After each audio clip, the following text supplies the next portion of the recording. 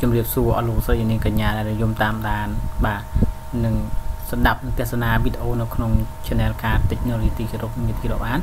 លោកអ្នកធ្លាប់តែតាមដានស្ដាប់នឹងទស្សនាបាទវីដេអូនៅក្នុង Channel ការ Technology តាក់ទងបច្ចេកវិទ្យាយន្តបាទសម្រាប់ថ្ងៃនេះគឺខ្ញុំនឹងបំវាយឲ្យលោកអ្នកនាងបាទមកទស្សនាវីដេអូតាក់ទងទៅនឹង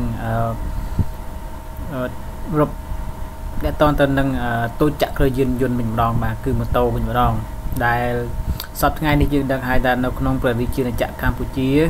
គឺអត្រានៃប្រជាពលរដ្ឋខ្មែរឬក៏ថាអត្រានៃការប្រើប្រាស់ម៉ូតូហៅថាទូចចក្រយានយន្តនោះគឺច្រើនគឺប្រើគឺបើយើងសង្កេតមើលទៅលើតាមដងផ្លូវជាក់ស្ដែងគឺប្រភេទពេញនិយមជាងគេគឺរថយន្ត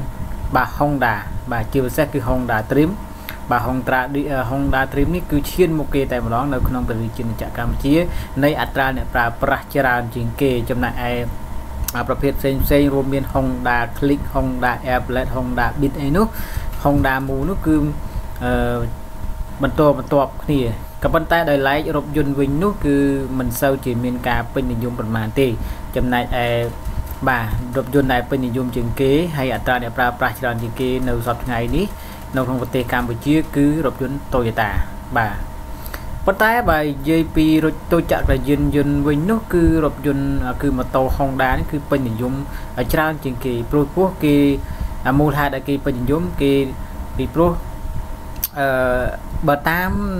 សម្ដីរបស់fan របស់ Toyota គឺគេគិតថា Toyota គឺជាម៉ូតូមួយដែលម៉ាស៊ីនរបស់វានឹងគឺធន់ជាប់បានយូរបាទហើយម៉ាស៊ីនខ្លាំងបាទស្អាតហើយមួយទៀតដែលគេចាត់ទុកថាវាជាពេញនិយមដែរនេះគឺនៅពេលដែលខូចខាតឬក៏អ្វីមួយនោះគឺមានការងាយស្រួលជួសជុលហើយសម្បូរគ្រឿងបន្លាស់បាទហើយចំណែកឯតាក់ទងទៅនឹងការលក់ដូរវិញនោះគឺវាមិនជាធ្លាក់ថ្លៃប្រហែលទេគឺមានថាពេញនិយមទោះបីជាយើងលក់ជិះ1ឆ្នាំក្តី2ឆ្នាំដីអត្រានៃការលក់គឺខាតតិចតួចយើងចង់ដូរសេរីគឺខាតតិចតួចហើយពេលខ្លះក៏អាចលក់ចំណេញទៀតផងបាទនេះបើតាមសម្ដីរបស់អតិថិជនដែលគាត់និយាយរៀបរាប់ប្រាប់បាទអត់ទោះជាយ៉ាងណាក៏ដោយនៅសប្តាហ៍ថ្ងៃនេះក្រុមហ៊ុន Honda នៅប្រទេសជាណាចក្រកម្ពុជាគឺមានកន្លែងដំឡើងនៅម៉ូតូនេះគឺនៅស្ថិតនៅទីតាំងផ្លូវវែងស្រេងបាទស្ថិតនៅផ្លូវវែងស្រេងគឺទល់មុខនឹង Crown Beverage ដែលជាក្រុមហ៊ុនផលិតសំបកកំប៉ុងហើយយើងឃើញថានៅក្នុងរោងចក្រដំឡើង Honda បាទដ៏ធំនៅផ្លូវវែងស្រេងនេះគឺស្ថិតនៅភូមិតាពាំងខ្លាំងបាទសង្កាត់ចំចៅខណ្ឌពោធិ៍សែនជ័យហើយអត្រានៃអ្នកមានការងារធ្វើគឺកម្មករហ្នឹងគឺច្រើនមែនទែនគឺរហូតដល់រាប់ពាន់អ្នកឯណោះបាទនេះបាទយើងសង្កេតទៅមើលសប្តាហ៍ថ្ងៃនេះបាទឥឡូវនេះគឺដោយសារតែមានការពេញនិយមគ្រប់គ្រងយ៉ាងច្រើនពីសំណាក់អស់លោកស្រីនាងកញ្ញាជាពិសេសគឺប្រជាពលរដ្ឋដែលរស់នៅក្នុងប្រទេសជាណាចក្រកម្ពុជាប្រើប្រាស់ឥឡូវនេះក៏ក្រុមហ៊ុន Honda គម្រោងនឹងបើកកន្លែងតម្លើងរោងចក្របាទសំទោសបើកបង្កើតជារោងចក្រដុំតម្លើងម៉ូតូមួយទៀតគឺនៅឯជ័យក្រុងបាទនៅឯជ័យក្រុងឯណោះបច្ចុប្បន្ននេះគឺយើងនៅក្នុងប្រទេសជាណាចក្រកម្ពុជាគឺមានតែនៅផ្លូវវែងស្រេងបាទជាប់ផ្លូវវែងស្រេងបាទ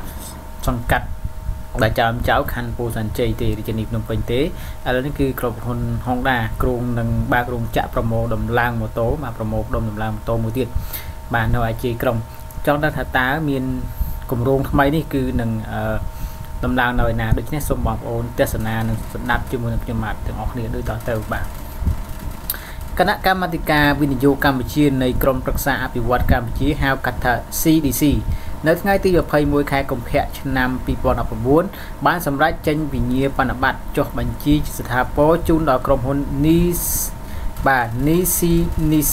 បាទ Co Ltd លើគម្រោងបង្កើតរោងចក្រប្រមូលផ្ដុំដំឡើងម៉ូតូបាទ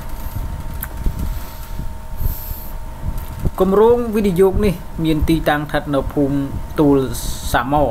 សង្កាត់កំបូលខណ្ឌពោធិ៍សែនជ័យរាជធានីភ្នំពេញក្រោមទុន 2.2 លានដុល្លារបាទមានតែជាង2លានបាទទឹកប្រាក់គឺទំហំទឹកប្រាក់គឺ2លានជាង 2.2 លានដុល្លារនឹងអាចបង្កើតការងារបានចំនួន111កន្លែងបាទ នៅថ្ងៃដដែលនេះ CDC ក៏បានយល់ព្រមផងដែរលើគម្រោងបង្កើតរោងចក្រកាត់ដេរសម្លៀកបំពាក់ប៉ាក់និងផលិតកាបូបបាទស្ពាយបាទពីក្រណាត់របស់ក្រុមហ៊ុន Jackie Thiseng បាទ Garment Cambodia Co Ltd ផងដែរគម្រោងនេះមានទីតាំងនៅភូមិព្រៃស្រូលឃុំពូអង្ក្រងស្រុកបាសែតខេត្តកំពង់ស្ពឺក្រោមទុនគឺ 5.7 លានដុល្លារនិងអាចបង្កើតការងារបានចំនួន4បាទ 4374 កន្លែងបាទនេះបើយោងទៅតាមwebsite នេះបាទ website ដែលបានចុះអញ្ចឹងគឺគណៈកម្មាធិការវិទ្យុកម្ពុជាហៅកាត់ CDC ហ្នឹងគឺបាទដែលបានសម្រេចបាទចុះវិញ្ញាបនបត្របាទ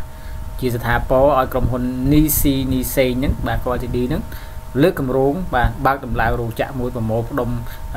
ប្រមូលផ្គុំបាទប្រមូលផ្គុំដំឡើងម៉ូតូហ្នឹងរបស់ Honda ហ្នឹងថ្មីមួយទៀតនៅអាជាភ្នំពេញហើយគម្រោងហ្នឹងគឺស្ថិតនៅភូមិទូសមសង្កាត់កំបូលខណ្ឌពោធិ៍សែនជ័យបាទខណ្ឌពោធិ៍សែនជ័យហើយទឹកប្រាក់ដែល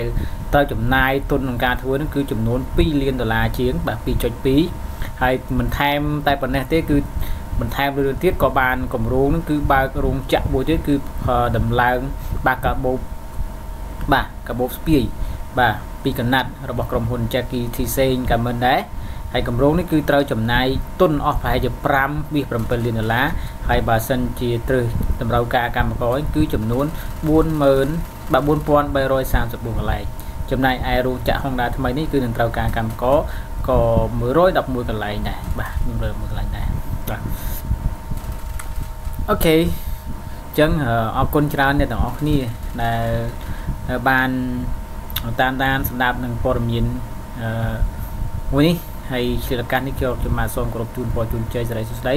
ដល់អស់លោកស្រីនាងកញ្ញាជួបប្រទេសតែសេចក្តីសុខសេចក្តីចម្រើន